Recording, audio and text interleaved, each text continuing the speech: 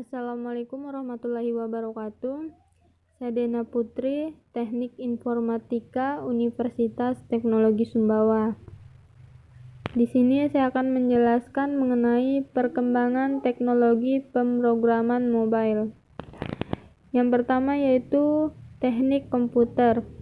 Teknik komputer yaitu bidang yang mengkombinasi teknik elektronika dengan ilmu komputer. Teknik komputer merupakan gabungan dari hardware dan software. Sistem yang digunakan yaitu yang pertama, sistem operasi yang berorientasi pada jaringan. Yang kedua, rekayasa perangkat lunak berorientasi pada jaringan komputer.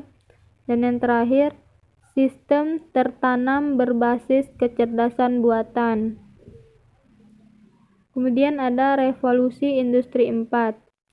Revolusi industri 4 yaitu difokuskan kepada masa sekarang yang perkembangan teknologinya di penindustrian. Jadi yang pertama di sini ada Internet of Things atau IoT, Big Data, Artificial Intelligence atau AI. Kemudian ada Cloud Computing, Additive Manufacturing. Kemudian pada tahun 2015, Angela Merkel mengenalkan gagasan revolusi industri 4 di acara World Economic Forum. Kemudian Amerika Serikat menggerakkan Smart Manufacturing Leadership Coalition atau SMLC.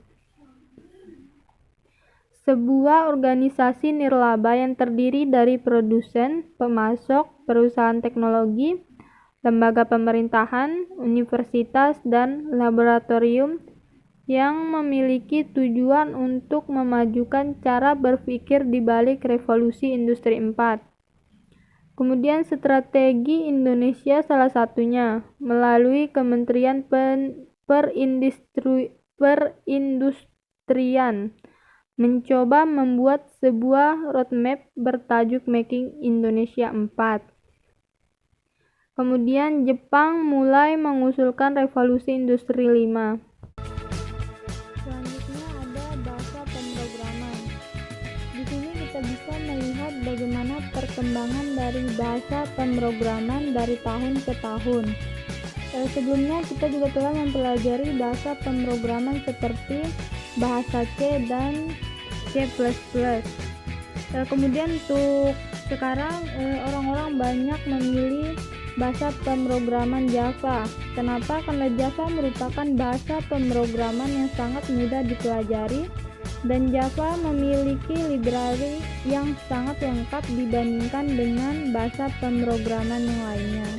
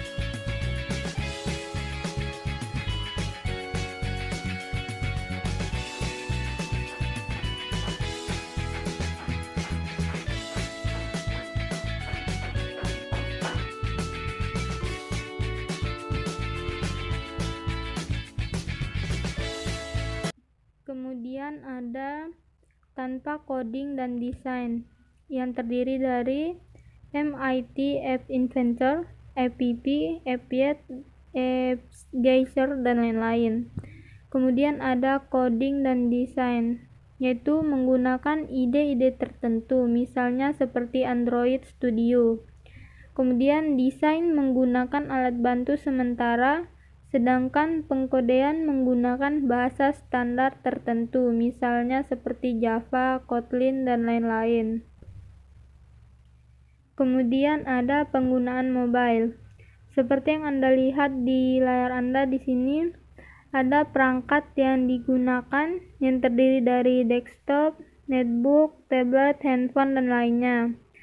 Di sini survei mengatakan bahwa perangkat yang digunakan yang paling banyak yaitu handphone, dan koneksi internetnya yang paling banyak digunakan yaitu handphone dalam bentuk pulsa. Kemudian ada wifi, ada tethering lainnya, dan LAN. Di sini kenapa perangkat yang paling banyak digunakan yaitu handphone? Karena handphone itu sangat mudah digunakan dan sangat mudah dibawa kemana-mana, tidak seperti netbook yang ukurannya lebih besar sehingga sulit dan susah untuk digunakan dan dibawa kemana-mana. Kemudian selain itu, di masa sekarang ini handphone digunakan sebagai alat untuk proses pembelajaran yang dilakukan secara daring dan serta piranti untuk koneksi internetnya. Kemudian ada penggunaan mobile, yaitu terdiri dari aplikasi online yang sudah menjamur, kemudian pembayaran online, mobile banking, dan games. Di sini contoh aplikasi online itu seperti Sell, Gojek, Shopee, Lazada.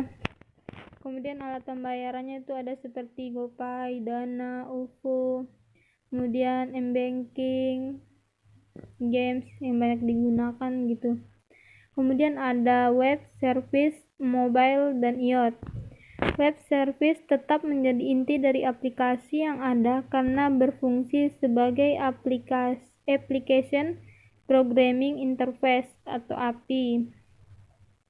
Kemudian jenis yang digunakan yaitu Simple Object Access Protocol atau SWAP dan Representation State Transfer atau REST.